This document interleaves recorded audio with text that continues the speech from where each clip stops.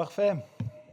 Bonsoir à toutes et tous. Merci infiniment d'être là ce soir. Bienvenue à cette soirée spéciale sur la Fête fédérale de gym Lausanne 2025. Quel bilan de la durabilité pour la Fête fédérale. On est très ravis de vous recevoir ici dans un cadre assez exceptionnel. Je pense qu'on n'a pas forcément l'habitude tous les jours de venir dans cette salle. Il y a une vue absolument somptueuse. Il y a une salle avec beaucoup d'histoire aussi. Donc ça fait plaisir. Merci beaucoup au Parlement, au Grand Conseil de nous inviter, de nous mettre cette salle à disposition pour cet événement ce soir. Je me présente juste rapidement, Thibaut Tribolet, je suis au comité de l'association Sustainable Events Network Switzerland. Cette soirée, elle est co-organisée avec l'ASMD, l'Association suisse des manifestations durables, représentée par Amélie Wardou, qui se présentera un peu plus en détail tout à l'heure, et avec l'aide et le soutien de Lausanne 2025, notamment via le Fonds durabilité de la Fête fédérale de gym. On aura peut-être l'occasion d'en parler un peu plus en détail tout à l'heure, avec l'intervention de Lausanne 2025. Juste un petit point sur le programme de la soirée.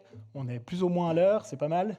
On va commencer juste par une petite présentation des deux associations qui co-organisent cette soirée. Vous n'avez peut-être pas forcément entendu des deux associations, peut-être d'aucune des deux.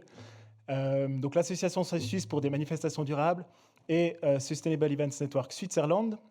Et puis finalement, on va prendre en tout cas une grosse heure pour parler du bilan durabilité de la Fête fédérale de gym.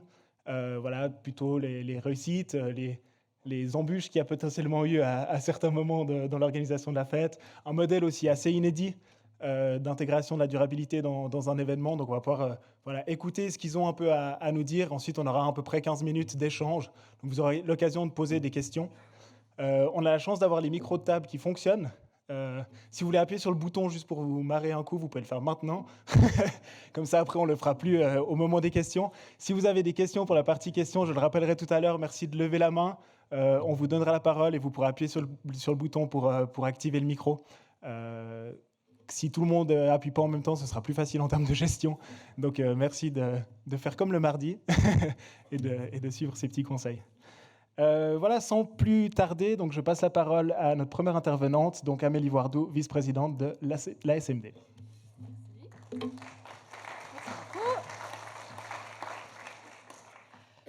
Bonsoir. Alors, merci Thibaut pour l'introduction. Donc, je travaille pour l'Office cantonal de la durabilité et du climat au canton de Vaud et je représente l'Office dans l'Association suisse des manifestations durables. Cette association, elle a été créée il y a 2 ans. Avant, c'était un groupe d'intérêt et elle regroupe différents offices, services de la Confédération, des cantons, des communes et des partenaires comme Suisse Olympique qui sont impliqués dans l'association. Donc l'objectif de cette association, c'est vraiment pour les organisateurs et les organisatrices de manifestations de proposer des outils et des ressources pour favoriser la durabilité dans l'événementiel. Si on est partenaire de cet événement aujourd'hui, c'est parce qu'il nous tient à cœur de proposer à nos membres et aux manifestations qui sont sur notre plateforme des moments d'échange, de réseau et de rencontres. On a aussi un lien particulier avec la Fête fédérale de gym. Notre projet que je vais vous présenter après a notamment été soutenu par le Fonds durabilité. Et on est aussi partenaire avec l'association Sustainable Event Network Switzerland depuis ses débuts. Donc voilà, pour nous, c'était une opportunité de s'associer à cette démarche et puis de pouvoir voir le partage de cette démarche inspirante. Moi, je me réjouis de l'entendre en tout cas, donc vous inquiétez pas, je ne vais pas parler trop longtemps. Je vais juste présenter en 2 mots le gros projet qui nous occupe maintenant dans l'association. C'est vraiment la révision et le développement de la plateforme manifestationverte.ch. Je ne sais pas si vous connaissez déjà cette plateforme. Donc l'idée, c'est vraiment de proposer des recommandations qui soient à jour pour les manifestations, un outil qui soit pratique, facile à utiliser et d'améliorer d'une manière générale notre site web, son ergonomie, son fonctionnement. L'objectif, c'est de sortir le nouveau site web au début de l'année prochaine. Donc pour l'instant, le cœur de notre outil, il est basé sur les 58 recommandations pour une manifestation durable qui sont réparties dans 9 thèmes. Ces recommandations, elles ont déjà été mises à jour, donc elles sont déjà en ligne sur le site actuellement pour refléter vraiment les enjeux actuels que rencontrent les manifestations qui veulent s'engager dans la durabilité. La deuxième partie, c'est l'outil qui va autour de ces recommandations qui s'appelle l'Event Profile, d'où le nom du projet Event Profile 2.0. L'outil actuel, c'est vraiment ce qui est encadré en vert. Donc, si vous le connaissez, c'est une autodéclaration. Donc, on a ces recommandations et on note là ce qu'on a fait, ce qu'on pense faire, ce qu'on n'a pas fait, ce qui n'est pas adéquat par rapport à notre manifestation.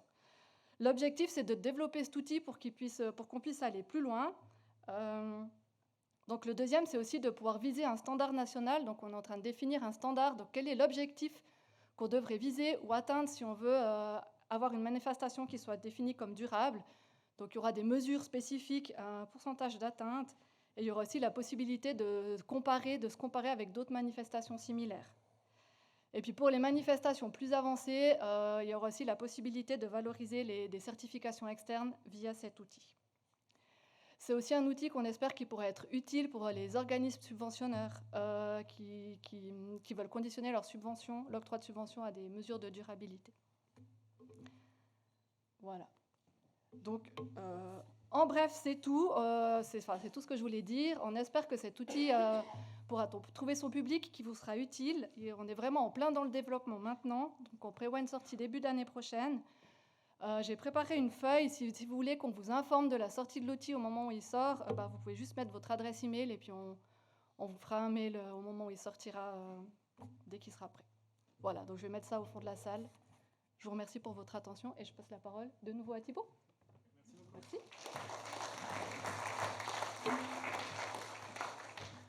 Merci beaucoup Amélie.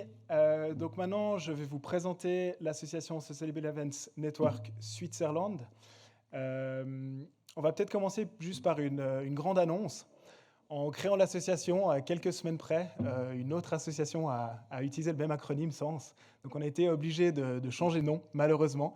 Donc après de maintes et maintes réflexions, on a enfin trouvé un nouveau nom. Donc SENS va changer un peu d'identité. Donc voilà, on a préparé un peu un petit effet d'annonce comme ça avec les moyens qu'on avait au bord. Donc voilà, l'association SENS change de nom et va désormais s'appeler René. Donc pour Responsible Events Network, voilà, donc on reste dans le même thème, on reste dans la même lignée, mais voilà, un nouveau nom, donc il va falloir un peu s'y habituer pour ceux qui avaient l'habitude de dire SENS, maintenant c'est René. Donc voilà, enchanté, nous sommes René, bienvenue à cette soirée. Quelle est notre mission principale? Donc, c'est d'emmener les événements suisses vers la durabilité en s'engageant vers des cibles réalistes et ambitieuses. Donc, on va vraiment s'attaquer à plein de choses avec vraiment toutes les parties prenantes de l'événementiel. On a plusieurs objectifs. Donc, le premier, c'est René Fédère. L'idée, c'est vraiment de créer un espace où les professionnels de la durabilité peuvent se retrouver, peuvent échanger des bonnes pratiques ou des points. C'est l'exemple de ce soir. Après, on aura un petit apéritif qui permettra aussi de faire un peu de networking, de discuter avec d'autres professionnels de l'événementiel. Donc voilà, c'est un des objectifs principaux, c'est vraiment de créer un espèce de réseau pour intégrer la durabilité dans l'événementiel. Une deuxième partie, c'est d'informer. Donc, on a aussi une partie de formation qui est aussi mise sur pied. On fait notamment une formation pour les clubs sportifs qui est aussi financée et aidée par le Fonds de la durabilité de la Fête fédérale de gym pour aider les clubs sportifs à intégrer la durabilité dans leur pratique. On a fait une formation dans le canton de Vaud. Il y aura 5 autres formations dans les différents cantons romans qui vont suivre d'ici la fin de l'année, début de l'année prochaine. Donc voilà, vous pouvez rester au courant de nos informations. On vous donnera les liens pour nous suivre tout à l'heure.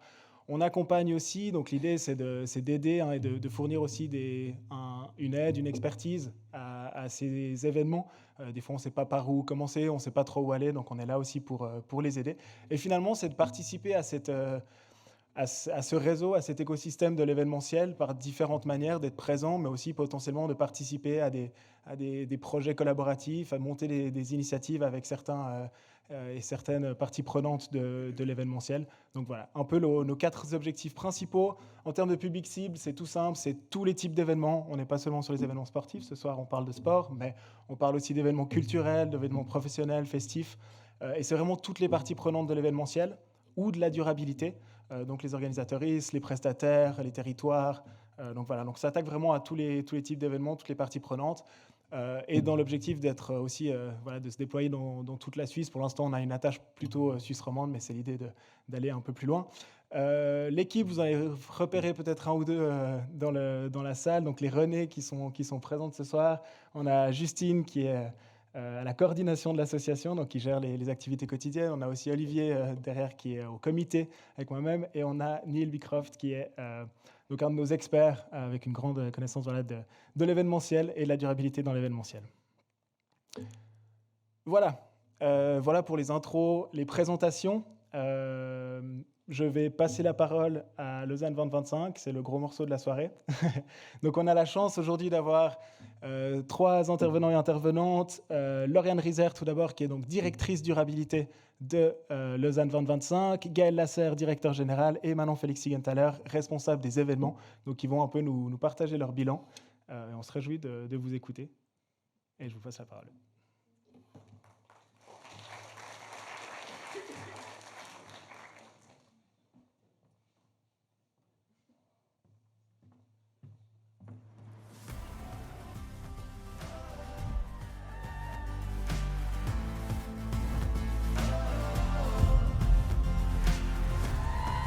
Fête est lancée sous le soleil, le sourire aux lèvres, des rires résonnent. Slick Tapis in Luft, als ich fast wie Magie. Das Gefühl tief in mir, kann für immer so sein. Rien n'est impossible. Tout ensemble. So schlägt unser Herz. Vivi sogno con noi. Ensemble c'est tout. Ce que nous vivons ces jours-ci reste en moi jusqu'à la fin de ma vie. Tous ensemble, per sempre ferime. Oh, per sempre ferime. Oh, per sempre ferime. È il momento che conta per l'eternità e trasforma la notte in un giorno di gioia. Herinneringar das kan ich immer mehr.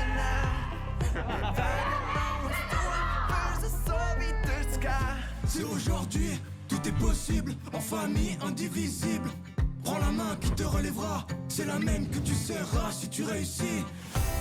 Ce que nous vivons ces jours-ci reste en moi jusqu'à la fin de ma vie. Tous ensemble, per sempre ferime. Oh, per sempre ferime. Oh, per sempre ferime. Oh, tous dans la même passion sans aucune distinction. Tout ensemble. I cuori battono al tempo e tutt'altro che è finito. Des amitiés pour la vie. La stessa passione. Tout ensemble. Ce que nous vivons ces jours-ci reste en moi jusqu'à la fin de ma vie. Tous ensemble, per sempre ferime. Per sempre ferime. Per sempre ferime. Per sempre ferime. Per sempre ferime.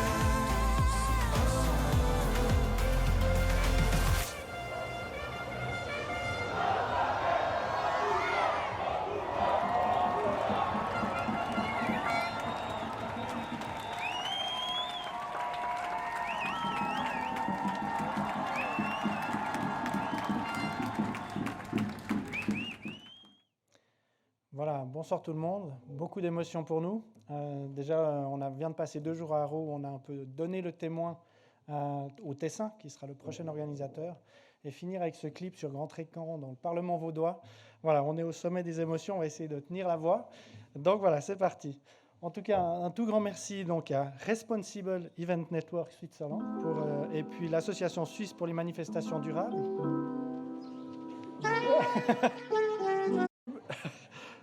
Pour nous avoir associés à ce moment et à cette belle musique.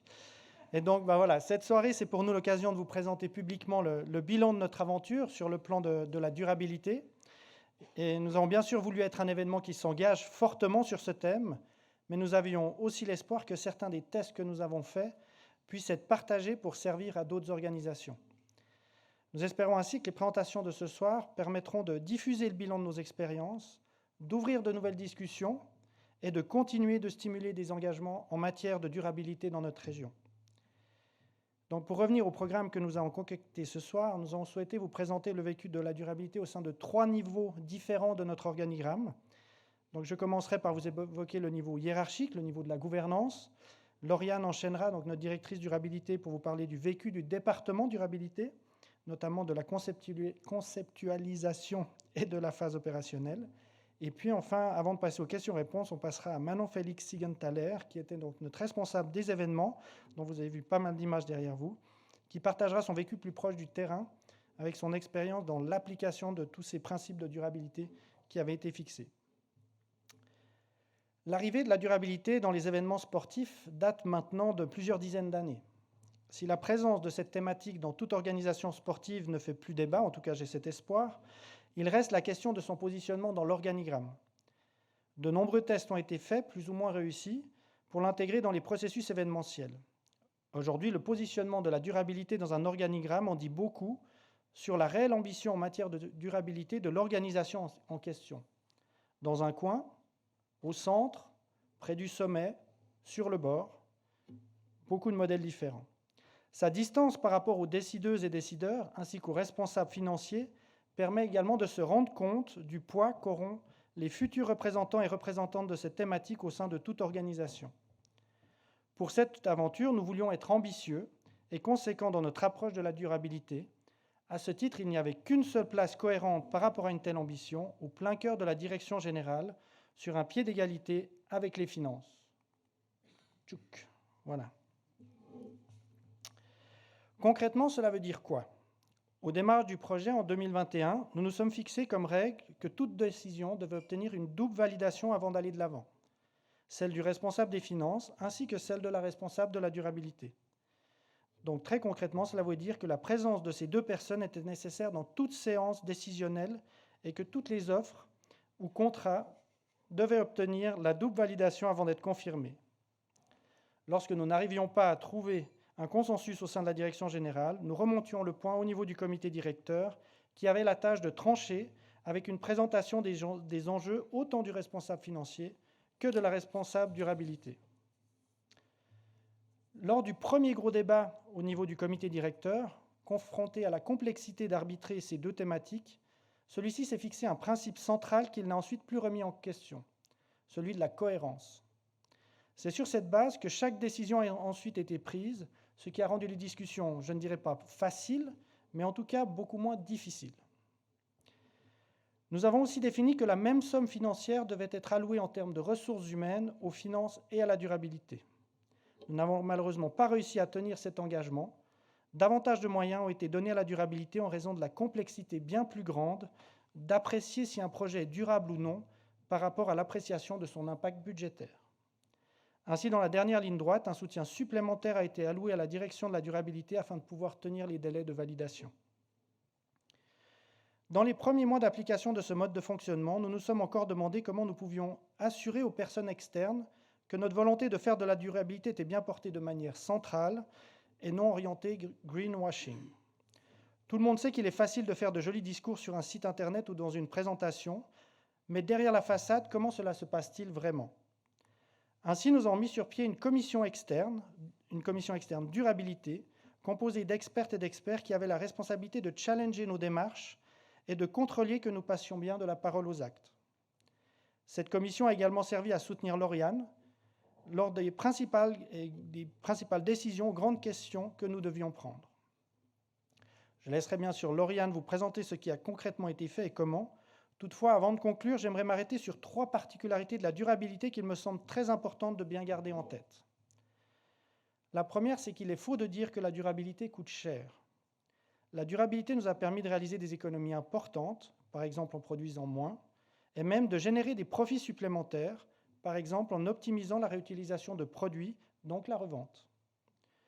Par contre, ce qui est complexe et gourmand en ressources, c'est d'ouvrir de nouvelles voies. Reproduire de bonnes pratiques l'est beaucoup moins.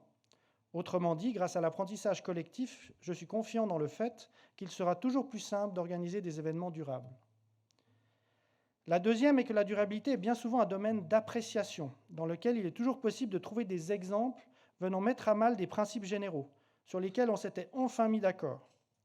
Ainsi, en voulant être cohérent, en se fixant par exemple comme règle « pas d'objet à usage unique », on se retrouve à valider des objets qui ont un bilan en termes de matériaux utilisés sûrement pas meilleur que des objets à usage unique. On a donc refusé les paquets de mouchoirs, mais dû accepter de mini-gel douche réutilisables.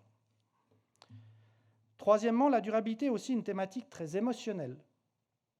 Par exemple, entre une invitation pour partager un repas végétarien ou une fondue, on parle bien de la même chose, mais le ressenti des personnes invitées n'est pas le même. Et en plus de l'impact émotionnel, la symbolique joue aussi un rôle important. Aux yeux du grand public, il sera difficilement imaginable de découvrir une arche faite de ballons en plastique ou des confettis sur un événement qui se veut durable, alors que la présence de camions ou de génératrices à mazout ne sera pas relevée, même si l'impact carbone des seconds semble plus important. Pour conclure, en tant que directeur général, pouvoir bénéficier en permanence, à proximité de soi, de spécialistes autant de durabilité que des finances, qui veillent en permanence, qui conseillent, qui orientent et qui alertent si nécessaire, est très rassurant. C'est une aide à la décision de première qualité. Ainsi, après cette expérience grandeur nature de 4 ans, cela s'impose désormais à mes yeux comme une évidence. Dans toute organisation, la juste place de la durabilité est bien d'être sur un pied d'égalité avec les finances. C'est à cet endroit qu'elle peut être appliquée dans un juste équilibre avec les finances, en participant à toutes les décisions pour en comprendre les enjeux et les influencer dans la direction optimale pour le bien général de l'organisation.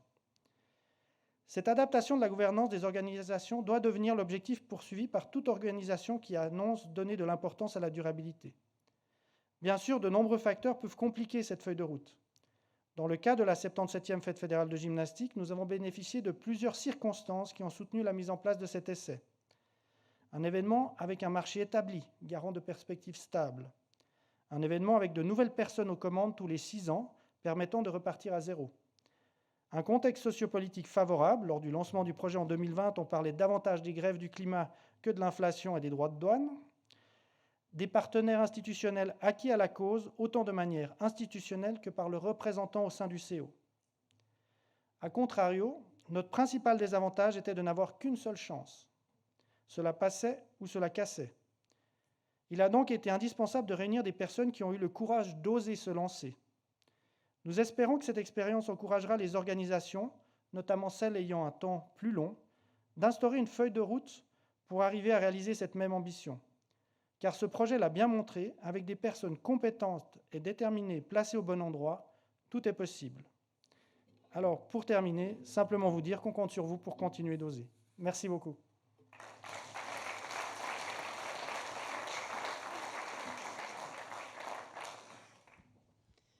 Bonsoir à tous. Merci d'être là ce soir. Je vais tester avec le micro comme ça. J'espère que vous m'entendez. Donc, moi, je m'appelle Lauriane Rizer. Je suis donc directrice de la durabilité pour cet événement Lausanne 2025. Et puis, je vais vous partager un petit peu mon expérience, comment ça a débuté, comment est-ce que j'ai structuré ce département, et puis les différentes choses qui ont fonctionné et aussi les différentes choses qui n'ont pas fonctionné.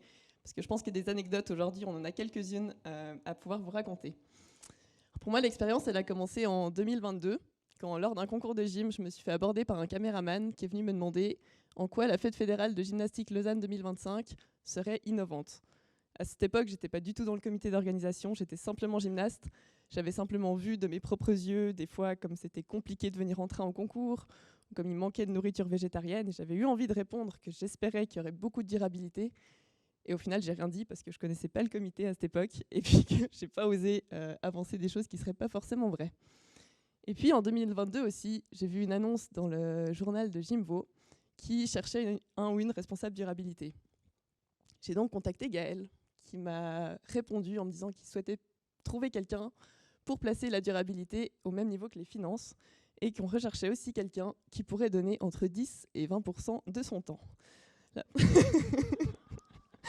La proposition semblait super, donc je l'ai acceptée et j'ai donc signé mon premier contrat en 2023 pour les taux d'activité suivants, donc 10% en 2023, 20% en 2024 et entre 30 et 40% grand maximum en 2025. À cette époque-là, j'avais 24 ans. J'étais encore à l'époque où je demandais un peu l'avis à mon papa quand je signais mes contrats. Et il m'avait dit « ça tiendra jamais dans un 10%, Lauriane ». Le premier apprentissage, c'est de toujours écouter son père, parce qu'il avait raison. J'en suis à mon avenant numéro 7 de contrat.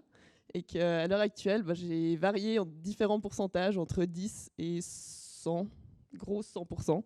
Donc ça montre à quel point c'est des postes qui sont aussi pas connus à l'heure actuelle, et à quel point c'est difficile d'estimer le temps que ça va prendre de faire de la durabilité, parce qu'on peut aussi toujours faire plus. Donc j'ai commencé en mars 2023. Puis c'était assez difficile de savoir par où commencer. Heureusement pour moi, j'avais déjà une entreprise qui avait été mandatée dans les 6 mois avant que je démarre, et qui avait posé les premières bases. Donc j'ai pu m'appuyer sur ces différents concepts.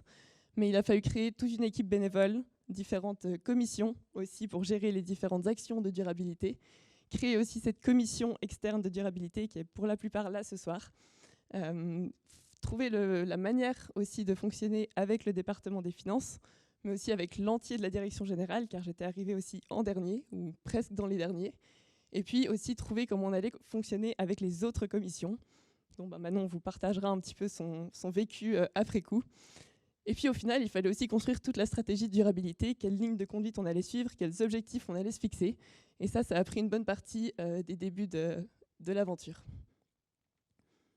Si je reviens un petit peu sur l'équilibre entre finance et durabilité, donc Gaëlle en a parlé tout à l'heure, on a vraiment essayé d'avoir ce rôle équilibré. Et donc je participais à toutes les séances décisionnelles. Et quand on n'était pas d'accord avec quelque chose, ça montait au comité directeur. Pour la petite anecdote, le comité directeur a quand même dû passer 30 minutes avec nous dehors pour estimer si oui ou non un certain sponsor aurait le droit de produire des crèmes à café avec notre logo sur l'opercule. Au final, la réponse a été non, mais pour vous montrer à quel point certaines décisions sont montées haut à cause ou grâce à la durabilité. Et donc l'idée était de revoir chaque offre, chaque document, chaque contrat et chaque annexe, pas seulement du point de vue financier, mais aussi du point de vue de durabilité. Et chaque membre du comité devait faire valider ses offres, pas seulement à Alexandre, mais aussi à moi. Ce qui veut dire qu'au final, on a validé des fontaines à eau, des parapluies pour des productions de gymnastique, des panneaux de signalétique aussi, il y en avait à peu près 3000, et il a fallu valider le matériau, mais aussi le support de fixation pour qu'il soit le plus durable possible, et puis au final aussi ce qui était écrit dessus, sinon ce serait pas drôle. On a validé les contrats de location avec les différents sites, pour être sûr qu'ils intégraient tous les points de durabilité qu'on voulait. Et puis les 400 et plus menus des différents food trucks et partenaires de restauration, pour être sûr qu'ils étaient alignés aussi avec nos démarches de durabilité. Et puis au final, quel résultat? Est-ce qu'on peut dire qu'on a mis finance et durabilité sur un pied d'égalité, Je pense qu'on a quand même pas mal de belles histoires qu'on peut raconter aujourd'hui. La première, par exemple, c'est les sandwichs pour les volontaires. Quand on a reçu la première offre, il y avait beaucoup de viande dans cette offre. Et puis évidemment, j'ai dit non, on va mettre plus de végétariens. Et au final, en réduisant l'offre, ça nous a fait optimiser les coûts. Parce qu'évidemment, la viande coûte un peu plus cher. Donc ça, c'est un bel exemple de choses aussi qu'on a pu faire pour réduire les coûts. Vous avez peut-être vu dans la vidéo le gala à la Vaudoise Arena. Les gens avaient un petit bracelet autour du poignet. Ces bracelets-là, on avait modifié l'offre pour avoir au final que la moitié, que la moitié en fait des bracelets qui étaient de base commandés. Le show avait lieu sur 2 jours. Et donc au début, on m'avait demandé de valider une offre pour 15 000 bracelets. Donc 7 500 le premier soir et 7 500 le deuxième. Mais on m'avait également dit que ces bracelets étaient réutilisables. Et donc au final, on s'est dit pourquoi on en prend 15 000 si ils sont réutilisables. Et donc au final, on a pu réduire l'offre presque de moitié pour en prendre que 8 000 ou 9 000 au final, je ne sais plus, pour réduire un petit peu ça et donc optimiser de nouveau les coûts. On a d'autres exemples, je ne vais pas m'attarder là-dessus maintenant, parce qu'on y revient dans un deuxième temps, mais simplement vous dire qu'il y a beaucoup d'exemples qui mettent en parallèle la finance et la durabilité. Donc il a fallu ensuite structurer la démarche. Donc on s'est posé la question, comment est-ce qu'on va faire? Au final, j'ai défini 8 piliers que vous avez là à l'écran, avec derrière ces piliers une 50aine d'objectifs. Et derrière ces objectifs, un millier de questions. C'est clair que si je prends par exemple la question de la mobilité, on s'était fait le pari d'avoir 95% des trajets des gymnastes qui serait fait en transport alternatif au transport motorisé. Mais derrière cet objectif, on peut se poser la question, est-ce qu'on parle de trajet de gymnaste ou est-ce qu'on parle de gymnaste? Et puis quand c'est qu'on va aller mesurer ça auprès des gymnastes? Et puis au final, transport alternatif, c'est quoi? Le covoiturage, c'est un transport individuel ou pas? Donc voilà, derrière chaque objectif, il y a vraiment beaucoup de questions. Et ça n'a vraiment pas été simple. Mais au final, on a réussi à mesurer 80% des objectifs qu'on a ici. Et je pense qu'on peut être assez content du résultat aujourd'hui. L'idée là, c'est que je puisse un petit peu vous expliquer par pilier 2-3 anecdotes, 2-3 choses qui nous ont un petit peu marqués aussi au fur et à mesure de l'aventure. Et puis après, on aura l'occasion de discuter aussi avec vos questions. Si je commence avec le thème des partenaires, qui a été un thème qui nous a beaucoup occupés, beaucoup occupés. L'idée, c'était d'avoir des partenaires qui étaient alignés avec nos valeurs de durabilité et de ne pas signer avec n'importe qui. Vous savez qu'aujourd'hui, le thème du greenwashing est très présent, notamment dans les événements sportifs. On parle même de sportwashing maintenant, d'entreprises qui veulent un petit peu rendre plus verte leur image et donc qui signent avec des événements sportifs. Nous, on n'avait pas envie de faire ça. On a eu au début, quand je suis arrivée, des propositions de multinationales vaudoises, d'entreprises vraiment actives dans le secteur de la viande et historiques avec les fêtes fédérales. Et puis au final, on a mis en place une sorte de grille d'éligibilité pour dire si oui ou non le sponsor pouvait ou pas rejoindre l'aventure de Lausanne 2025. Et au final, cette grille a été respectée par 95% des partenaires de la fête. Donc ça a vraiment été une des premières étapes de pouvoir décider si oui ou non les sponsors pouvaient ou non rejoindre l'aventure.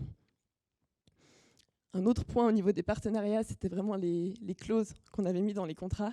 On a été très ambitieux avec ce qu'on leur a demandé, notamment au niveau de la mobilité douce, de la distribution d'objets à plusieurs utilisations.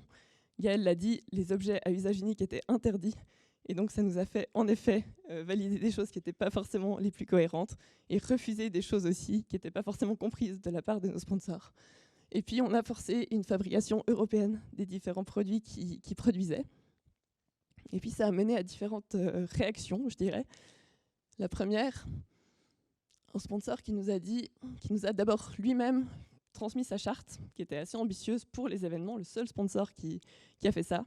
Puis quand nous, on a transmis aussi notre charte, on nous a dit « Ah, bah, si vous aussi, vous avez une charte, on n'a pas besoin de la signer, c'est bon, on les annule, et puis on fait comme si on était les deux exemplaires. » Un autre exemple, ce sponsor qui voulait distribuer des mouchoirs en papier, auquel on a dit non, qui nous a menacé que si on insistait pour renoncer, il allait s'assurer qu'aucune serviette ne soit distribuée dans les restaurants et qu'aucun rouleau de papier toilette serait distribué dans les toilettes pour être cohérent, évidemment. Ou alors encore un autre sponsor qui s'est dit attaqué par nos différentes clauses, mais qui au final, en nous disant au revoir, nous félicite pour tout ce qu'on met en place et qui dit vouloir s'en inspirer après coup. Donc voilà, c'est difficile de mesurer cette thématique-là. On a juste beaucoup de belles histoires à raconter et je pense que ça valait la peine de se battre et de lutter pour certaines de ces choses. Et puis toujours dans le chapitre des partenariats, ce fonds durabilité. Donc le but, c'était vraiment... Oh, merci. Je vais faire un coup. Merci.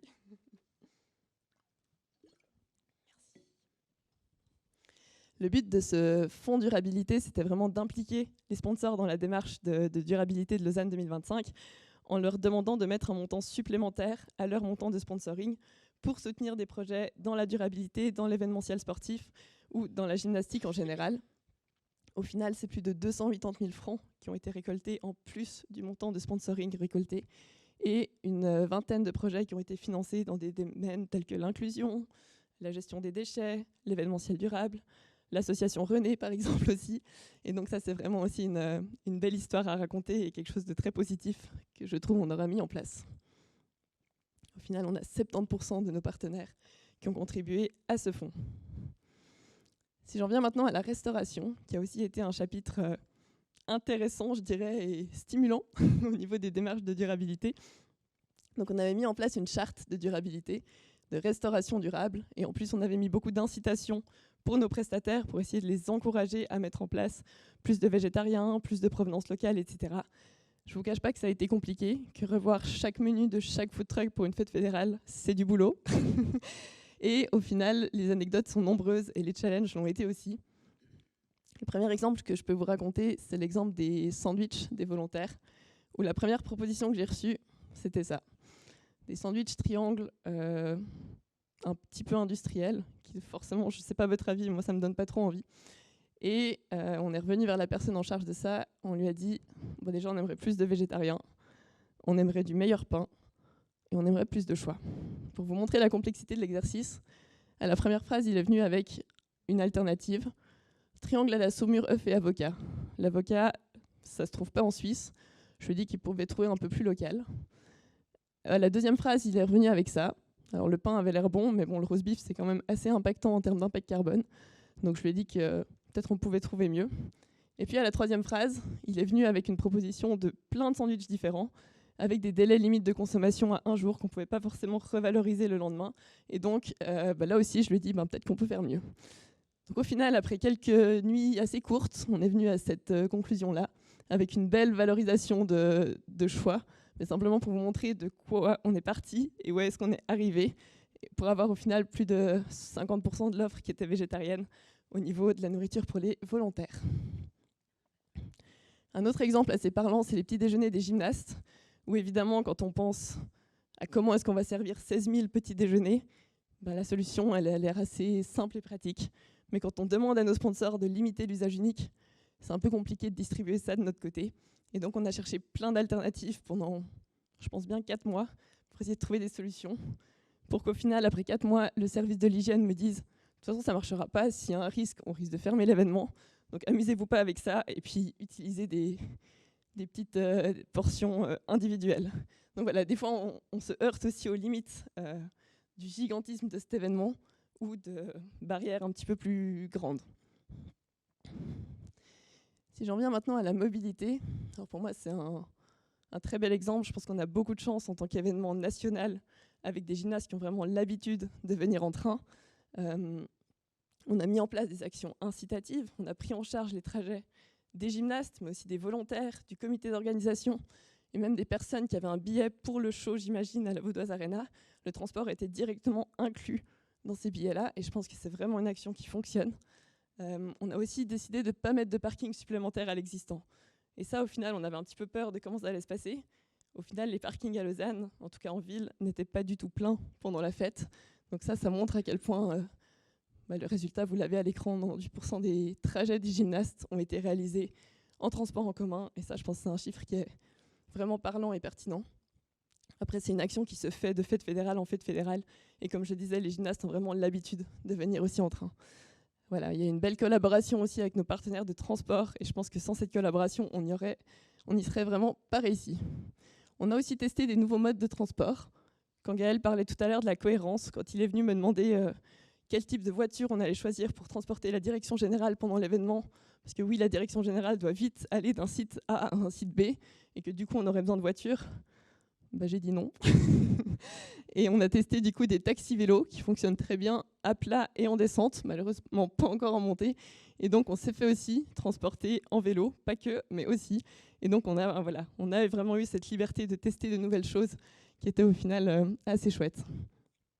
Au niveau des déchets, alors là, c'est pas forcément le chapitre où on a le plus d'anecdotes à raconter. Simplement vous dire que c'était une énorme planification, que les chiffres sont tout de suite gigantesques. On parle de plus de 1300 containers, 18 déchetteries à créer et 30 points de collecte. Et puis, on avait mis beaucoup d'actions aussi pour réduire ces déchets. Je vous en ai parlé, réduire tout ce qui est à usage unique, essayer de louer un maximum, de penser tout de suite à la revalorisation des produits, et puis avoir en place la vaisselle consignée, qui même ça, quand vous le voyez à l'écran, ça vous semble super simple, mais c'était des heures et des semaines de réflexion sur qu'est-ce qu'on va servir dans de la vaisselle consignée et qu'est-ce qu'on va servir dans un papier craft. Parce que quand on vient vous dire qu'on n'est même pas sûr d'avoir assez d'assiettes, mais que le sandwich doit aller sur une assiette, ça reste compliqué. Donc là aussi, on a dû faire un petit peu des compromis. Et puis l'exercice était vraiment très, très intéressant. Au final, le résultat, on vient de les recevoir. On a à peu près la moitié des déchets par rapport à l'édition précédente. Ce qu'il faut préciser, c'est qu'on a aussi moins vendu en termes de boissons, en termes de restauration. Donc c'est très très difficile de comparer ces chiffres. Ce que je peux vous dire, c'est que la ville de Lausanne, en tout cas, nous a fait le retour qu'ils n'avaient pas du tout l'impression d'avoir 65 000 gymnastes en plus dans la ville de Lausanne en termes de déchets. Donc je pense qu'il y a une belle gestion. Après, c'est très difficile de comparer ces différents chiffres. Le merchandising. Alors ça a aussi été une belle partie de plaisir et d'aventure. Donc on s'était fixé 2 objectifs. Le premier, c'était d'avoir une grille d'évaluation des différents produits qu'on voulait vendre, et puis que tous les articles qu'on vendait devaient passer cette grille en fonction de l'utilité du produit, des emballages, de la fabrication aussi. Et puis cette fabrication devait être 100% européenne. Au final, on a compris que les caclons à fondu ne se trouvaient pas forcément en Europe, en tout cas nos merchandisers n'en avaient pas trouvé, que si on voulait produire des claquettes ailleurs qu'en Asie, le prix était tellement dérisoire que ça allait plus faire de sens d'en vendre. Et puis que si on voulait vendre des mugs, eh ben, la céramique noire ne se trouve pas en Europe. On a dû donc faire des mugs blancs. Et puis donc c'est un objectif dont on était super fiers, que moi je valorisais à tout le monde. Le samedi matin, j'en parlais encore au comité de Paléo, jusqu'à ce que le samedi après-midi, je croise ma maman sur la fête, toute fière d'avoir bossé au stand merchandising et de me dire « Oh Lauriane, regarde, j'ai trouvé le même t-shirt que toi. Il est juste pas trop de la même couleur. » Je lui dis « Ah ouais, bah, montre-moi voir ton t-shirt. » Il venait du Bangladesh. Donc voilà, même quand on pense avoir atteint certains objectifs, bah, au final, c'est pas forcément le cas. C'était lié à un problème de réassort, où nos merchandisers, sans nous avertir, ont pris la décision de réassortir au Bangladesh pour avoir toujours du stock sur la fin de l'événement. Donc pour vous montrer à quel point il y a certaines choses qui ont fonctionné, il y en a d'autres qui ont un petit peu moins fonctionné. Mais au final, aujourd'hui, je pense qu'on le prend avec humour, et là, je suis juste en train de vous montrer à quel point des choses qu'on pensait atteintes peuvent ne pas l'être, même au dernier moment. Au final, on aura quand même 97% des articles qu'on a vendus qui auront été fabriqués en Europe. Si je passe maintenant toujours aux pratiques d'achat sur la thématique de la revente, ça a été un gros morceau. On a depuis septembre 2023, je pense, demandé aux différentes personnes des commissions de lister tous les articles qu'ils avaient prévu d'acheter pour commencer à réfléchir à la seconde vie de ce matériel, à la revente, à qu'est-ce qu'on va en faire après juin 2025. Et puis on a mis en place une plateforme de revente et organisé aussi un vide-grenier au mois d'août cette année, pour au final avoir à peu près plus un demi-million de reventes et un peu plus de 10 000 objets qu'on a pu revendre. Donc ça, c'était vraiment aussi une belle action qui place à nouveau finance et durabilité sur un pied d'égalité, ou en tout cas d'un commun accord. Au niveau des ressources, je ne vais pas m'attarder là-dessus, c'est très difficile de comparer avec les événements précédents, surtout qu'on n'avait même pas de données pour les événements précédents. Je vais m'arrêter sur l'exemple des génératrices, où un des objectifs que j'avais formulé depuis le début dans la stratégie, c'était aucun générateur diesel ne devrait être utilisé. Puis au début, c'était un petit peu compliqué, mes collègues n'étaient pas sûrs de réussir à l'atteindre. Et puis au final, on s'était dit, ah non, c'est bon, même pour les voies d'évacuation, on n'en aura pas besoin. Ça va marcher sans, on se raccordera au réseau de la ville. Puis au final, en avril, je crois, on s'est rendu compte que nos besoins électriques allaient être trop gourmands et qu'on n'était pas sûr de pouvoir faire cette fête fédérale en ville sans apport supplémentaire. Donc au final, ce n'est pas une génératrice qu'on aura utilisée, mais 8. Tout ça décidé à, je pense, 4 ou 5 semaines de l'événement. Je terminerai dans les chapitres avec la question de l'égalité et de l'inclusion. On a essayé de placer la barre aussi très haut. On a revu chaque site qui serait utilisé, avec notamment des étudiants en ergothérapie et des personnes en fauteuil roulant, qui sont revenus avec à peu près 150 propositions d'adaptation qui vont de rehausser un arrêt de bus, chose dont on n'a pas du tout les compétences et la responsabilité non plus, à baisser un porte-savon ou encore à mettre une rampe à certains endroits. Ça a été des mois de négociations avec les différents acteurs pour les encourager à baisser un porte-savon. Et au final, je vous ai mis la photo de quelques jours avant la fête, quand j'ai vu que les travaux étaient faits à l'arrêt de bus de Bellerive. C'est peut-être pas du tout grâce à nous, mais ça m'a fait beaucoup plaisir de voir qu'il était en train d'être rehaussé et dont les lignes tactilo-visuelles étaient en train d'être mises en place. Simplement vous dire que ça a été beaucoup d'efforts pour mettre des améliorations qui, selon moi, ne sont pas forcément de notre responsabilité. Et puis, quelque chose que je garde, c'est vraiment l'importance de la phase de test. Je pense que déjà 1 an en avance, j'étais sûre de où est-ce que les personnes PMR allaient passer, comment est-ce qu'on allait mettre cette rampe. Et au final, j'avais prévu des bénévoles 2 jours avant l'événement pour aller tester ces différentes installations. Je me suis retrouvée devant un conteneur PMR qui avait été mis, la rampe était prévue, le conteneur était placé sur du gravier. Donc la personne en chaise pouvait faire quelques mètres sur le gravier avant d'accéder aux toilettes. Évidemment, je n'avais pas pensé aux différents types de sols sur lesquels on allait mettre les conteneurs. Ou alors d'autres chalets qui ont été posés à côté de rampes où la personne ne peut tout juste même plus circuler pour accéder au bâtiment d'à côté.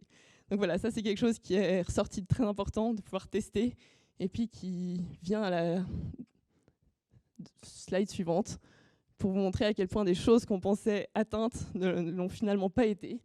J'en ai parlé un petit peu de certains points. Aucun générateur diesel n'est utilisé. On pensait que ça allait être le cas jusqu'en mai 2025. Aucune toilette chimique ne sera utilisée. On pensait que ce sera le cas jusqu'à ce qu'une toilette PMR ne puisse pas être accordée et donc n'était pas disponible autrement qu'en toilette chimique. Donc jusqu'au 9 juin 2025. L'événement commençait le 12. 100% de la vaisselle est consignée et réutilisable. C'était le cas jusqu'à ce qu'on doive faire un cortège en pleine canicule et donc faire descendre les gens du haut de la ville de Lausanne jusqu'en bas sans distribuer de l'eau. C'était pas forcément la meilleure des idées et donc on a dû acheter des gobelets en carton le 19 juin 2025. Et puis le merchandising, je vous en ai parlé aussi. Ça, on a découvert le 21 juin 2025. Donc voilà, intéressant de voir à quel point on peut faire beaucoup de choses en théorie. L'événementiel, c'est quand même un secteur où la durabilité va en pâtir d'une certaine manière. Et puis un secteur où on n'est jamais sûr des actions qu'on met en place, qu'elles se réalisent vraiment jusqu'à ce que ce soit fait. Au final, si je tire un petit peu le bilan de tous ces objectifs, donc on est en train de finaliser le rapport durabilité qui rapporte vraiment sur tous les objectifs. Je vous ai donné quelques chiffres, mais c'était impossible de tous vous les donner. Donc si vous êtes intéressés, je pense qu'on pourra vous le partager une fois qu'il sera publié. Mon bilan à moi, c'est que c'est clair, sur ces 50 objectifs, il n'y en aura qu'une vingtaine de réalisés.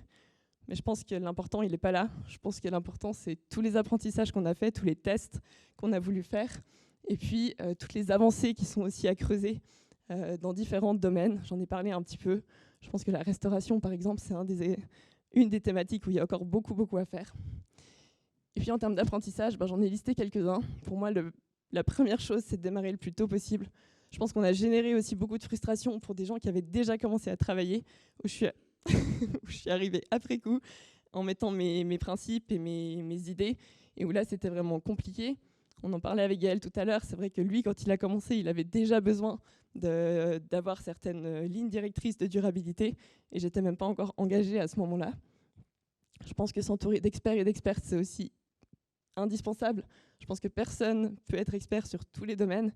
Donc je remercie beaucoup la Codur, que je vous vois, d'avoir soutenu pendant toutes ces années et tous ces mois, et pour votre avis qui était toujours super pertinent. Et puis un apprentissage aussi, c'est de ne pas considérer certaines phrases que si vous êtes dans ce domaine-là, vous allez entendre de temps en temps. La première, c'est impossible. C'est pas vrai, c'est jamais impossible. On l'a vu, il y a toujours des alternatives. C'est juste la volonté de vouloir changer, la volonté de vouloir faire différemment qui est nécessaire. La deuxième phrase, c'est indispensable. Pas forcément non plus. Je pense qu'on peut toujours trouver des autres manières de faire et pas forcément rester fixé sur sa première idée. Et la troisième, c'est on signe le contrat et après on verra. Alors ça marche pas du tout. Je me suis fait avoir 2-3 fois, mais là, ce sera plus le cas. Évidemment, une fois que vous avez signé, il n'y a plus grand-chose qui passe. Donc vraiment, être là au début pour pouvoir aussi influencer ce qu'il y a dans les contrats, ce qu'il y a dans les clauses, et puis plus pouvoir négocier sur ces aspects-là. D'autres apprentissages, au niveau de la gouvernance, je pense que c'était vraiment utile d'être sur un pied d'égalité avec la finance et d'être aussi au niveau de la direction. Je pense que j'aurais laissé passer beaucoup trop de choses si je n'avais pas été à ce niveau-là. Par contre, attention au timing, il y a un moment où il y a tout qui doit être validé en même temps, donc ça prend énormément de temps. Et un moment aussi, on ne vous écoute plus, parce que l'événement est trop proche. L'exemple des génératrices en est un exemple. Au final, autant finance que durabilité, on a dû apprendre à se taire, parce que l'événement, il fallait juste qu'il existe, et puis on n'avait plus grand-chose à dire. Là, c'est un exemple d'une phrase de Gaël qui m'a dit en plein milieu de la fête, « Je ne viens pas te demander ton avis, je t'informe. » Et je pense que ça illustre très bien à quel point le rôle change. Au début, on a beaucoup de poids, on a beaucoup de force de validation, et puis au bout d'un moment, c'est clair que c'est plus possible. Et puis, pour rester sur Gaël, je pense que tu as été une super ressource, et le soutien de la direction est vraiment indispensable pour mener de tels projets. J'ai aussi mis 2-3 exemples de phrases. « Tant que Lauriane n'a pas dit oui, je ne lâcherai pas. Peux-tu t'assurer que rien n'est envoyé en impression tant que Lauriane n'a pas validé ?» C'est que des exemples de soutien qu'on a eu, et que si lui n'avait pas bloqué, je pense que ça n'aurait pas marché non plus.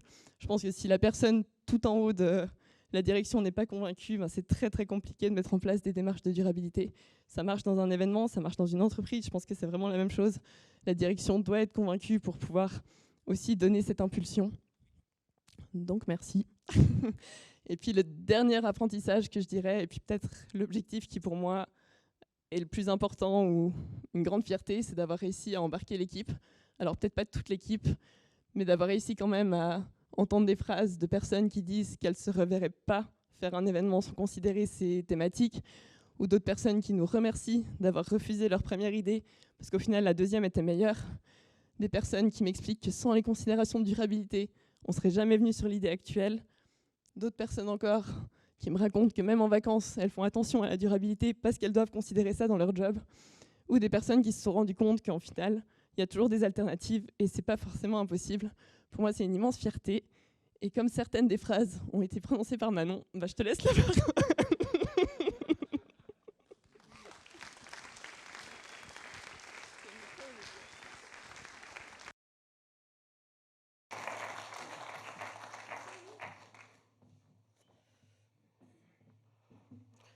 Je me suis fait prendre en traître. La durabilité, eh bien pour moi, la durabilité, c'était un caillou dans la chaussure. Vous avez tous sans doute déjà eu un caillou dans votre chaussure. Ça dérange, ça fait mal, ça empêche d'avancer correctement et harmonieusement. Lorsque j'ai découvert la durabilité au sein de la fête fédérale et qu'elle a fait irruption brutalement dans mon département, j'ai vraiment eu le sentiment qu'on m'avait mis un caillou dans ma godasse. Impossible d'avancer dans l'organisation des événements, ça venait chicaner à chaque pas, il fallait sans cesse s'arrêter et soulager mon pauvre pied qui souffrait. Si je me remets dans le contexte hors allégorie, à chaque idée proposée par mes commissions, il me fallait m'arrêter et supposer si cela allait passer à la moulinette de la durabilité de Lauriane. Au début, j'ai essayé plein de fois de sortir ce caillou, mais il était bien installé, n'avait aucune envie de s'en aller. Pas moyen de le jeter sur le bord du chemin. Cela m'a souvent énervée et franchement fâchée. Du coup, il fallait trouver un moyen de l'apprivoiser. Pour qu'il ne me fasse plus mal, j'ai transformé mon caillou en sable. Dans la chaussure, ça devient presque confortable. On ne va pas se mentir, cette durabilité nous a beaucoup compliqué la tâche. Mais ça a été aussi un immense défi, celui de se remettre en question sur chaque idée et de trouver, si possible, des alternatives.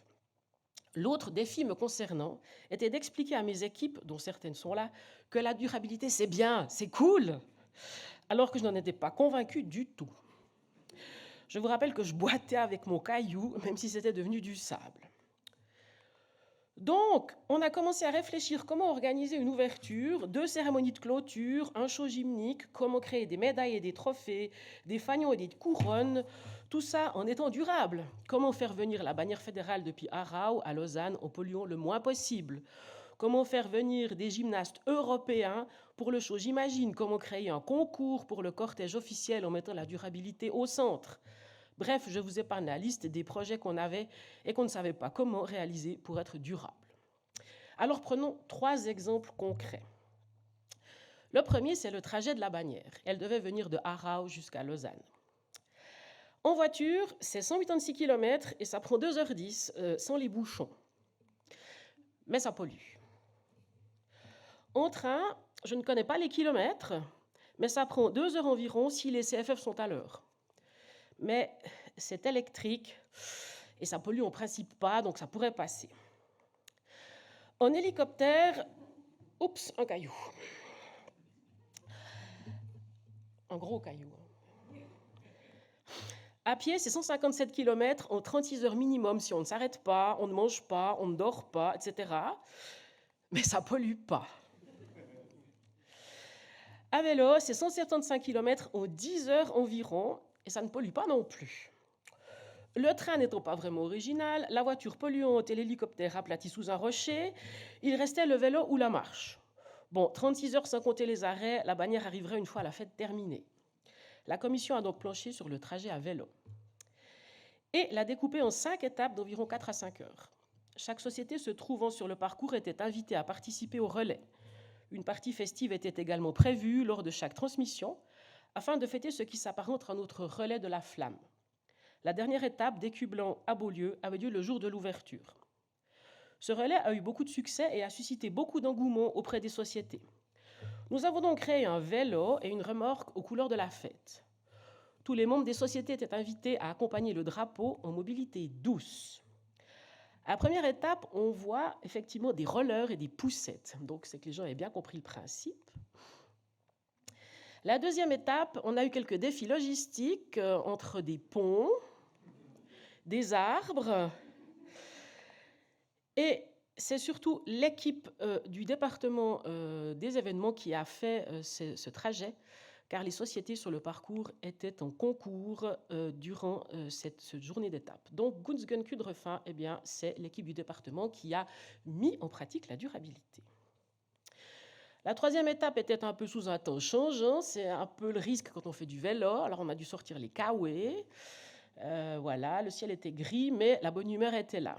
La quatrième étape, dans le Gros de Vaud, on voit que le ciel était un petit peu devenu plus clément, mais c'est vrai que ça nous a donné lieu à des splendides images, telles cette bannière qui se balade au milieu des champs. Et on a eu beaucoup d'animations lors des étapes. Finalement, à la cinquième étape, l'arrivée s'est passée à Beaulieu sous un soleil éclatant. Et donc, on peut dire que le premier challenge durabilité était réussi. Nous avons fait ceci à la force du mollet. Le deuxième exemple, c'est la folle épopée des Grecs. La Grèce étant de l'autre côté de la mer, nous voulions faire venir les Grecs en avion. Les Wolves, qui sont donc les Grecs, qui sont le meilleur groupe au monde, du moins jusqu'au 26 juillet, venaient se produire, je vous expliquerai après pourquoi si vous ne savez pas la référence du 26 juillet, venaient se produire donc à J'imagine et à la cérémonie de clôture. Ben non, c'est pas durable l'avion. Donc on a deux solutions, soit ils viennent en train, ou ils viennent en car et en ferry. Mais si on propose ça aux Grecs, ils ne vont pas être d'accord. Enfin, franchement. Donc, on fait quoi? Alors, la commission a contacté les Grecs et leur a expliqué notre réflexion durabilité. Et contre toute attente, ils ont accepté de venir en car et en ferry. On parle quand même d'un trajet qui dure plus de 30 heures. Il faut bien se mettre ça dans la tête. Donc là, on a transformé le caillou en sable. On est content. Ce n'est évidemment pas idéal, parce que peut-être si elles étaient venues en marchant ou à vélo, ça n'aurait vraiment pas pollué. Mais là, on ne pouvait pas entrer en matière. Mais la règle qui dit qu'aucun avion pour tout le monde est respectée. Donc, on est content. Seulement, voilà, parfois, le sable nous glisse entre les doigts. Lorsque les ferries se mettent en grève, on fait quoi? On prend l'avion. On prend l'avion pour être là à temps et participer à J'imagine et à la clôture. C'est moche. Donc, notre challenge durabilité a échoué, mais ce n'était pas faute d'avoir essayé. Le dernier exemple, c'est l'arche. Le thème de la clôture de la fête était les couleurs de l'arc-en-ciel. La commission avait imaginé une arche arc-en-ciel sous laquelle les vainqueurs de la fête passeraient pour recevoir leur trophée. Ok, mais on l'a fait en quoi, cette arche? En ballon. C'est pas durable. Ok, mais il existe des ballons biodégradables et fabriqués en Europe. Alors super, alors la durabilité ne pourra pas dire non du coup. Hein. Si, c'est Gaël lui-même qui a dit non. Et il a mis son veto. Ce soir-là, on l'a un peu détesté, je vous l'avoue. Ce nom venait après beaucoup d'autres noms que nous avions reçus depuis 2 ans. Mais bon, la commission s'est ressaisie et a réfléchi à transformer le caillou en sable à nouveau, presque aussi compliqué que le plomb en or. Et soudain, la solution, on va la faire en fleurs. En fleurs? Oui, une fleuriste a relevé ce défi un peu fou. Elle a cultivé elle-même les fleurs nécessaires et miracle. L'arche arc-en-ciel est née. Et c'était 100 fois, 1000 fois plus beau. La durabilité nous a bluffés sur ce coup-là. En conclusion, la durabilité, vous l'aurez compris, n'a pas été une mince affaire pour les événements. De cailloux dans la chaussure, nous nous sommes efformés de la transformer en sable. Ce n'était pas facile, ça nous a demandé beaucoup d'énergie, d'imagination, et ça a provoqué souvent pas mal de frustration, mais on l'a fait. Et quand je regarde le résultat de tous ces événements, je suis très fière de toute mon équipe. Ce qu'ils ont créé et imaginé, peu l'ont réalisé dans leur vie. Aujourd'hui, je peux vous dire que ce sable, Nous en avons fait notre allié et nous y laisserons notre empreinte. Merci beaucoup.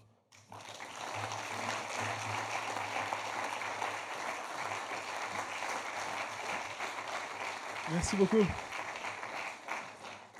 Merci.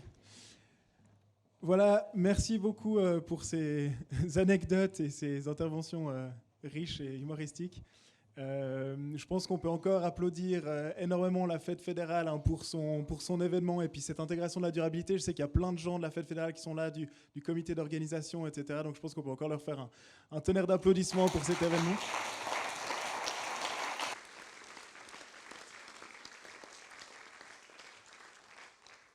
Donc voilà, on a fini la partie où c'est nous qui parlons uniquement. Donc on vous propose de vous donner la parole si vous avez des questions. Je vous propose donc de lever la main, on vous passe la parole, vous pouvez appuyer sur le gros bouton noir devant vous et puis le régisseur donc allumera le micro. Voilà. Donc la parole est à vous si vous avez des questions à poser aux intervenants, aux intervenantes. C'est toujours la première qui est la plus difficile. Vous voulez tous aller à l'apéro, hein, c'est ça. Neil ? Attends. Appuie sur le bouton noir, ouais. Voilà. Ça vient, ouais. Ok, voilà. Donc, félicitations à toute l'équipe. J'ai suivi de près depuis le début tout le travail. Je partage aussi ces challenges. Pour la petite anecdote par rapport au groupe électrogène, on l'a aussi rencontré sur les championnats du monde de VTT en Valais 2025. On a innové avec Suisse Olympique, on l'a mentionné avant, au travers de batteries électriques. Donc le changement, il est vraiment d'actualité et on espère que ça va pouvoir cascader sur d'autres événements. Donc ça, c'était aussi un des grands accomplissements. Et on a aussi rencontré des embûches à Champéry avec un partenaire comme la Romande Énergie qui se veut être très responsable. Petit clin d'œil à nos amis du canton de Vaud et qui a imposé des groupes électrogènes. Donc là, on n'a pas réussi à le faire. On l'a fait à Crans-Montana, on l'a fait à Zermatt, on l'a fait en Valais et on a été bloqué par un autre partenaire qui a imposé lui-même ces groupes électrogènes. Donc je partage totalement les challenges que vous rencontrez au quotidien. Une question que j'avais peut-être pour Gaël et Lauriane. Donc c'est une double question. Donc d'un côté, comment est-ce qu'on va s'assurer que ces bonnes pratiques, elles vont perdurer systématiquement? Donc, d'un côté, au sein du mouvement et des prochaines éditions de la Fête fédérale, au-delà de la transmission des bonnes pratiques, mais que ça devienne systématique, et aussi au sein des grands événements vaudois. Donc ça, c'est une des premières questions. Et puis, le deuxième, est-ce qu'il y avait un droit de signature octroyé à la durabilité au même titre que la finance? Parce que c'est vrai que là, on va au-delà de l'information, on vient vraiment dans un pouvoir décisionnel qui doit être acté par la durabilité. Donc voilà, je m'adresse à Gaël et puis à Lauriane déjà en vous félicitant tous pour ce travail qui m'inspire aussi personnellement à titre professionnel. Alors, je vais peut-être commencer par la fin. Par rapport, on n'avait pas validé un droit de signature au niveau du registre du commerce, etc., à ce niveau-là. Par contre, c'était une règle interne. Aucun contrat n'était signé tant que Lauriane et Alexandre, le responsable finance et durabilité, n'avaient validé l'offre, n'avaient validé le contrat. Et donc, c'est vraiment quelque chose. Et puis, il y avait une grosse solidarité, justement, entre ces deux personnes qui, quand une voyait que l'autre n'avait pas encore fait ses remarques, lui la transmettait. Et puis, il y avait aussi un devoir de contrôle du reste de la direction générale, de ne pas tricher et de garder ça. Et c'est vrai qu'on a eu cette collégialité, cette confiance entre nous, qui a permis que, tant que c'était possible en termes de temps, de chaque fois faire ce double contrôle. Donc, dans les faits, on l'a appliqué, mais on n'avait pas mis en place un contrôle ferme comme un e-banking, etc. Par rapport à la suite, ça ne nous appartient malheureusement pas de répondre à cette question. Je peux expliquer les pistes qui sont évoquées. Simplement, l'événement ne nous appartient pas. Il appartient à la Fédération suisse de gymnastique, qui en est l'hôte. Donc, eux se montrent intéressés à recevoir ces données. On les a présentées aussi au prochain organisateur, mais on l'a vu déjà dans l'histoire. Bienne, en 2013, avait voulu faire beaucoup en durabilité. Haro l'a fait beaucoup moins. Nous, on a refait beaucoup plus. Donc voilà, c'est aujourd'hui limité à l'énergie mise par le comité d'organisation. On verra si à terme la Fédération suisse décide de le forcer, mais c'est encore trop tôt pour pouvoir y répondre. Et puis au niveau du territoire vaudois, il y a un premier signe qui a déjà été donné par le canton, qui a notamment versé un montant pour qu'il y ait un projet après la fête de, je ne sais pas si c'est vulgarisation le terme, ou de simplification de tout ce qui a été fait pour que ça serve d'outil pour les prochains organisateurs. Donc il y a des discussions en cours entre notamment Lauriane et puis le CEPS pour voir comment faciliter la transmission de ce savoir-là. Et puis après, il y a aussi l'organisation de moments comme ceux-là. Donc en tout cas, il y a une volonté. On a aussi beaucoup collaboré avec la ville. Et je pense que ces deux organes vont faire en sorte que la durabilité continue d'avancer dans les événements. Et on verra si un jour il vient avec des éléments de contrainte ou pas. Mais en tout cas, la volonté est là.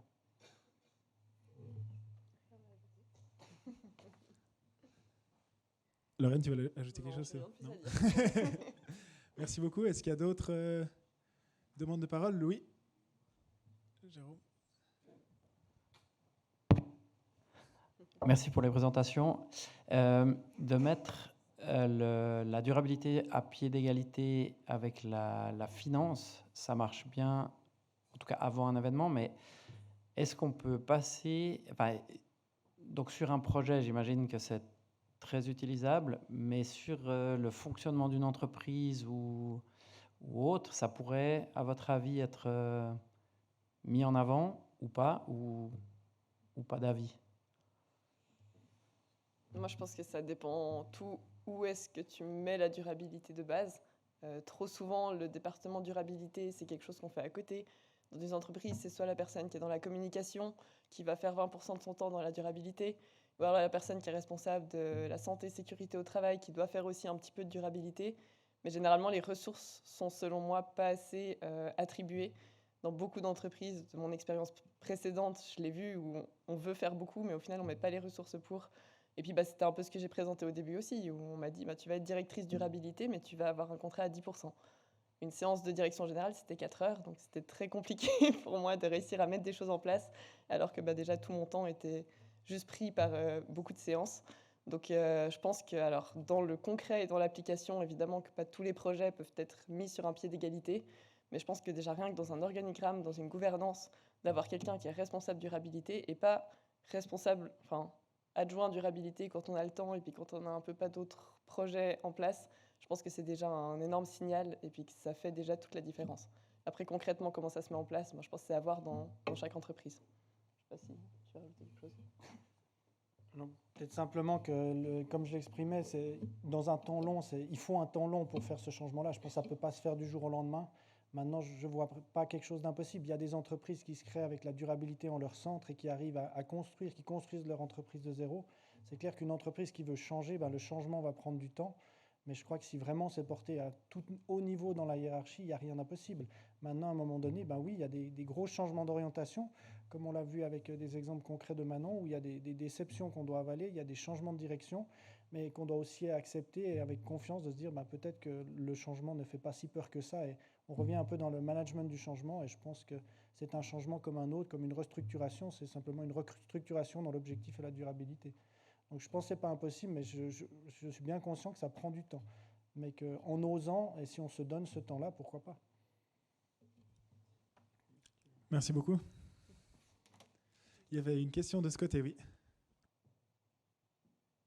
Bonjour Daniel, je faisais partie du comité élargi Fontaine de Cuivre. J'ai une question pour Lauriane sur la restauration, parce que j'ai pu observer que les gens jetaient beaucoup, parce que c'était quand même une bascule complète sur le vegan.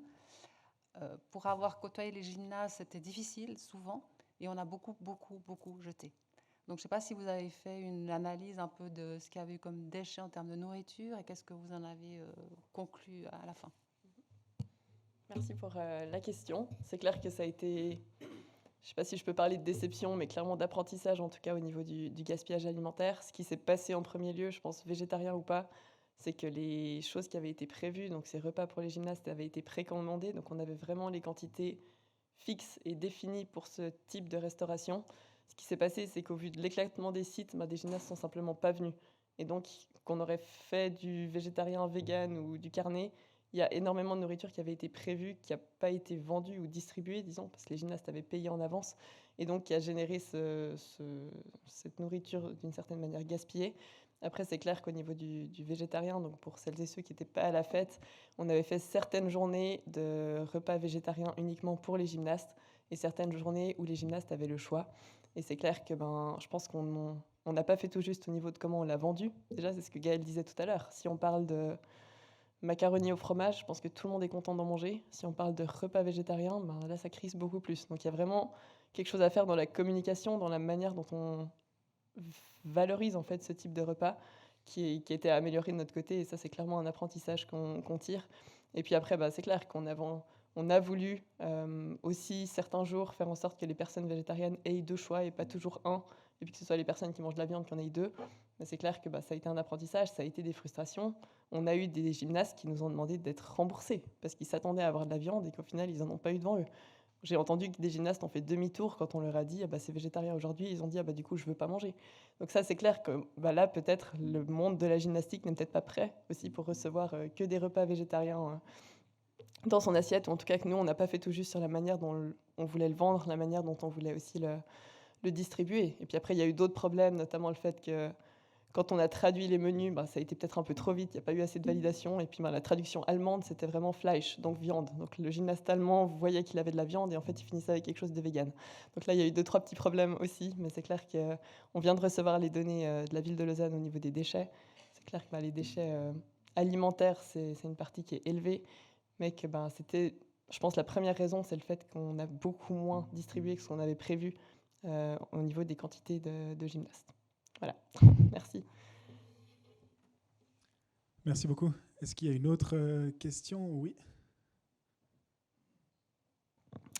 Du coup, je me demandais si vous aviez reçu un feedback des clubs de sport à travers la Suisse sur la durabilité, si eux, ça leur avait donné des idées, si ils avaient trouvé ça trop cool ou justement moins cool qu'une autre édition qu'ils avaient vécue. Donc on a en effet fait passer un questionnaire de satisfaction pendant la fête où on avait posé la question est-ce que vous percevez Lausanne 2025 comme une manifestation durable? Et puis si oui, qu'est-ce que vous percevez de durable? C'est intéressant parce que la grande partie qui ressort, on a fait beaucoup d'efforts sur tous les domaines et beaucoup parlent juste de la vaisselle consignée. Donc pour beaucoup des gymnastes, du moment qu'on a des verres consignés, on fait de la durabilité. Certains mentionnent un petit peu la mobilité, certains mentionnent les déchets aussi, c'est pas mal ressorti. Donc ça s'est vu vraiment au niveau... c'est ce qu'on voit toujours. On a l'impression que la durabilité, c'est que les déchets parce que c'est vraiment la partie visible, alors qu'au final, dans la mobilité, dans la restauration, ça a beaucoup plus d'impact. Et c'est des choses qu'on remarque pas du tout, ou en tout cas beaucoup moins. Donc ça a été remarqué à ce niveau-là. On avait aussi décidé de consigner jusqu'aux bouteilles en PET. Donc toutes les bouteilles en PET qui étaient distribuées étaient consignées avec un jeton. Donc ça, évidemment, que le gymnaste qui vient chercher un thé froid, il le remarque parce qu'on lui demande de payer 2 francs et d'aller rendre sa bouteille et son jeton au stand de consigne d'à côté. Donc évidemment que ça a aussi été un peu plus remarqué parce qu'ils l'ont toutes et tous vécu en allant chercher à boire. Voilà. Je ne sais pas si vous voulez ajouter quelque chose. Avant la fête, on s'est beaucoup posé la question comment on allait communiquer aux gymnastes. Est-ce qu'on allait raconter tout ce qu'on voulait faire comme effort de durabilité? Et on a volontairement essayé d'être assez réservé dans cette communication-là. On avait un peu l'espoir d'arriver à faire une fête qui soit très durable, mais sans que les gens s'en rendent compte. Et donc voilà, ça a été aussi un des débats. Est-ce qu'on met en avant ou pas? On avait notamment été très marqué par un article du 24 heures sur le Festival de la Cité. Pas de crevettes au Festival de la Cité. Voilà, c'était ça qui ressortait de toute leur présentation sur on veut faire une restauration durable. Et on ne voulait pas créer cette crispation avant. Donc voilà, on espérait faire un événement où la durabilité ne se voyait pas, dans le sens de pouvoir dire après, mais vous voyez, vous avez fait un événement qui se voulait très durable et vous en êtes même pas rendu compte. Donc il y a des endroits, comme on l'a dit, sur typiquement le végétarien, la viande, où ça s'est quelque part peut-être trop vu, mais c'était un peu notre ambition de faire un événement qui soit discret, comme si on ne se rendait pas compte de faire de la durabilité en venant à notre événement. Mais voilà, on aura des choses à améliorer. Merci beaucoup. Monsieur Honor, vous aviez une question?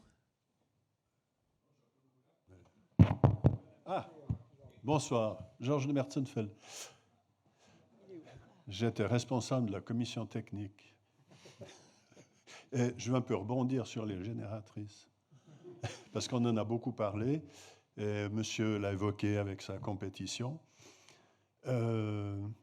l'affaire des génératrices. Il faut quand même reprendre un peu l'itinéraire de la fête fédérale. Et j'étais un peu placé comme Manon, avec beaucoup de cailloux dans les souliers, parce que je pense qu'à un moment donné, dans la procédure qu'il y a eu d'attribution des places, où on met les éléments, où on met les restaurants, où on met enfin, toutes ces infrastructures qui nécessitent énormément d'électricité, ça n'a pas été vraiment réfléchi dans le sens où est-ce qu'il y aura ou il n'y aura pas. Et nous, on s'est trouvé confrontés comme Manon à dire « Ah ben là, voilà, on a mis ça là, mais il n'y a pas. Qu'est-ce qu'on fait ?» Et alors, il y avait deux choses qui étaient un peu importantes. C'était les food trucks, où effectivement, il y a eu des contrôles minutieux sur tous les menus et beaucoup de food trucks. Et donc, ça a allongé les délais de décision, de savoir combien on en mettait ici. Et nous, évidemment, ben, on est au bout de la chaîne. Et puis, quand on nous avertit que voilà, il y aura ça ici, ben, voilà, on n'a pas eu éventuellement l'info pour répondre à ces mesures. Et je me souviens d'une anecdote, c'est que j'avais vu croiser Lauriane à la Coupe des Bains au mois de mai à Yverdon, puis je lui ai dit, écoute Lauriane, c'est super, mais tu nous oublies. Tu passes plus à nous, tu nous oublies, et puis il faut qu'on bosse. Et effectivement, on s'est retrouvés confrontés à l'absolue vérité qu'il n'y avait pas d'électricité où il en fallait. Et donc, on a fait une réunion, je me souviens, de crise un peu, avec Benoît. On lui demandait, écoute, il nous faut absolument une génératrice, autrement, voilà, il n'y a pas. Et il faut savoir qu'il y a des sociétés qui sont arrivées et qui demandaient une quantité d'électricité énorme dans le camping. Et ils ont placé 2 piscines alimentées, une tente avec des planchas et des distributeurs de bière, tout ça sans nous avertir. Donc on se trouvait confronté à une demande, un peu comme les 9000 places qui manquaient qui sont arrivées sans avoir réservé leur site. Donc c'est vrai qu'à partir de là, c'est un peu compliqué. Et puis les résultats, on a une génératrice. Et puis 7 autres après, malheureusement. Voilà, petit Merci commentaire. beaucoup. Merci beaucoup. Merci. On a rapidement, parce que je sais que les gens s'impatientent pour aller à l'apéritif, est-ce qu'il y avait encore une question il y a encore 2 questions, donc rapidement 2 questions. Oui. Voilà, le micro est allumé, ouais. Merci, bonjour à tous. C'est vrai qu'on parle de durabilité, on parle souvent de l'environnement. Et je voulais savoir aussi si vous avez travaillé plutôt sur les aspects sociaux, notamment par exemple tout ce qui est la réinsertion, l'insertion professionnelle, travailler par exemple avec des ateliers protégés, que ce soit pour reconditionner certaines choses, gérer certains aspects pendant la manifestation. Merci. Tu peux commencer, je complète. Alors au niveau des événements, il y a quelque chose qui pour moi était hyper important dès le début, c'est que dans chaque événement, on devait trouver de l'inclusion.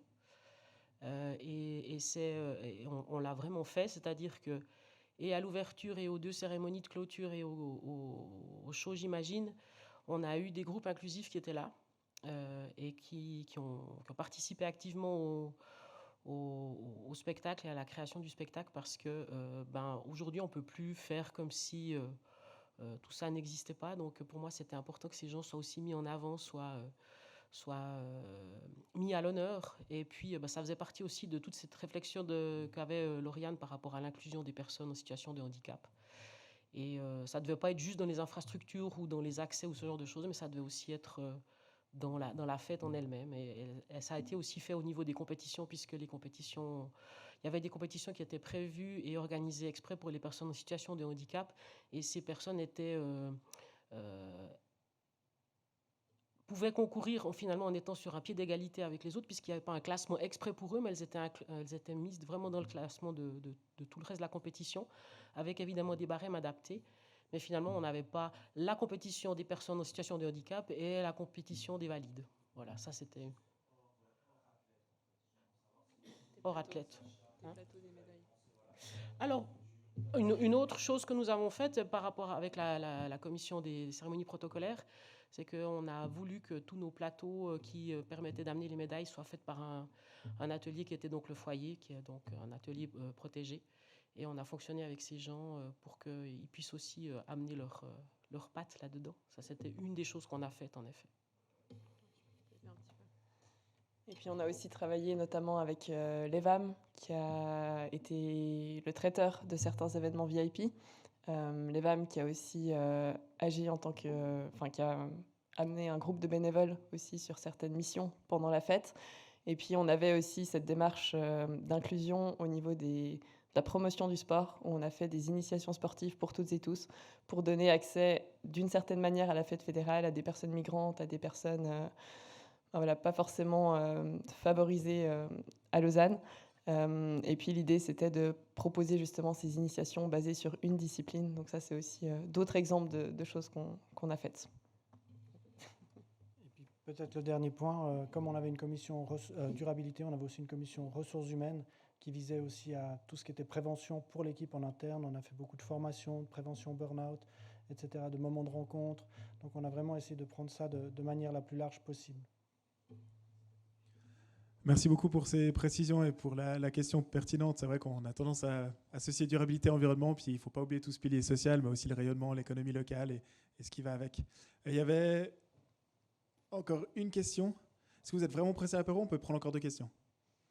On peut prendre 2 questions.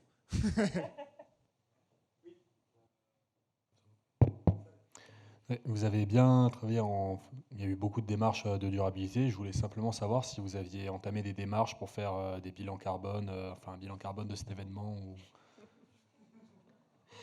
J'attendais la question. C'est vrai que ça a été une question que je me suis posée pendant, je pense, une année, où les éditions précédentes n'avaient évidemment pas fait de bilan carbone et où, en arrivant 2 ans avant l'événement, c'était le bon moment d'en faire un tout de suite ou de ne pas en faire du tout. Le problème pour moi des bilans carbone, c'est qu'ils servent vraiment à une entreprise ou à une manifestation de s'améliorer, de voir un bilan et puis de pouvoir l'améliorer l'année d'après. Et puis, ils sont aussi très dépendants des différents facteurs d'émission qu'on utilise. En fonction de la base de données qu'on utilise, le résultat peut être totalement différent. Si on change un seul facteur d'émission, le résultat peut vraiment changer. Et puis, la réflexion qu'on s'est faite, c'est de se dire, mais en quoi le comité d'organisation dans 6 ans va comprendre un chiffre en tonnes équivalent CO2. Qu'est-ce que ça veut dire, un seul chiffre en tonnes équivalent CO2?